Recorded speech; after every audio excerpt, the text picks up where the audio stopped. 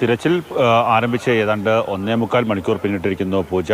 ഇപ്പോൾ ഇതുവരെ പുതിയ അപ്ഡേഷനുകളൊന്നും തന്നെ, അതായത് ആരുടെയെങ്കിലും ജീവനോടോ അല്ലെങ്കിൽ അല്ലാതെയോ ഉള്ള ഒരു കാര്യങ്ങളൊന്നും തന്നെ ലഭിച്ചിട്ടില്ല. നേരത്തെ ഫയർഫോഴ്സ് സംഘം ഒരു ശക്തമായ രീതിയിലുള്ള പരിശോധന നടത്താൻ വേണ്ടി ഇന്ന് തീരുമാനിച്ചിട്ടുണ്ട്. അതിൻ്റെ ഭാഗമായിട്ടാണ് കഴിഞ്ഞ ദിവസം ചെളിയിൽ പൂണ്ട് കിടന്നിരുന്ന ഒരാളെ രക്ഷിച്ച സ്ഥലത്ത് ഇന്ന് ശക്തമായ പരിശോധന നടത്തുന്നത്. ഏതാണ്ട് 10 അടിയോളം ആഴത്തിൽ അവിടെ ചെളി നിറഞ്ഞിരിക്കുകയാണ്. അതുകൊണ്ട് തന്നെ വലിയ മണ്ണുമാന്തി യന്ത്രം എത്തിച്ച് അവിടെ തിരച്ചിൽ നടത്താനാണ് ഇപ്പോൾ തീരുമാനിച്ചിരിക്കുന്നത്.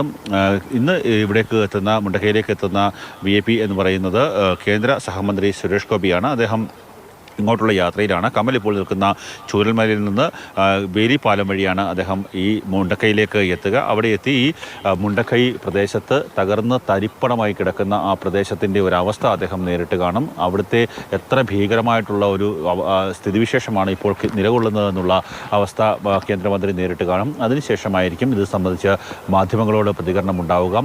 നമുക്ക് ദൃശ്യങ്ങളിൽ നിന്ന് കാണാൻ സാധിക്കും, പൂർണ്ണമായും തകർന്ന ആ മല ഇടിഞ്ഞ് താഴേക്ക് വന്ന് പൂർണ്ണമായി ഈ പ്രദേശത്തൊക്കെ തന്നെ വീടുകളുണ്ടായിരുന്നു, ഒട്ടേറെ മനുഷ്യരുണ്ടായിരുന്നു.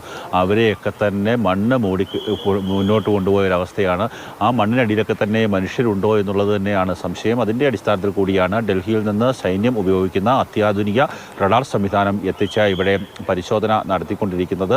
പരിശോധന രാവിലെ തന്നെ ആരംഭിച്ചിരിക്കുന്നു. അത് നേരത്തെ ജില്ലാ ഭരണകൂടത്തിൻ്റെ അഭ്യർത്ഥന പ്രകാരമാണ് സൈന്യം ഇത്തരത്തിലുള്ള റഡാർ സംവിധാനം എത്തിച്ചിരിക്കുന്നത്. ഡ്രോണിൻ്റെ സഹായത്തോടു കൂടി പ്രവർത്തിക്കുന്ന റഡാറാണെന്നാണ് നമുക്ക് ജില്ലാ ഭരണകൂടത്തിൽ നിന്ന് ലഭിച്ചിരിക്കുന്ന വിവരം.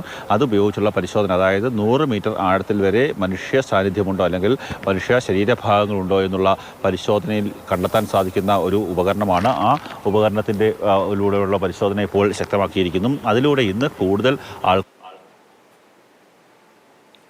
ോട് ഞാൻ ചോദിച്ചിരുന്നു. പക്ഷേ അവർ പറയുന്നത് എത്ര പേരുണ്ട് എന്ന് ഇപ്പോഴും പറയാൻ സാധിക്കില്ല. കാര്യം പല സ്ഥലങ്ങളിൽ നിന്നും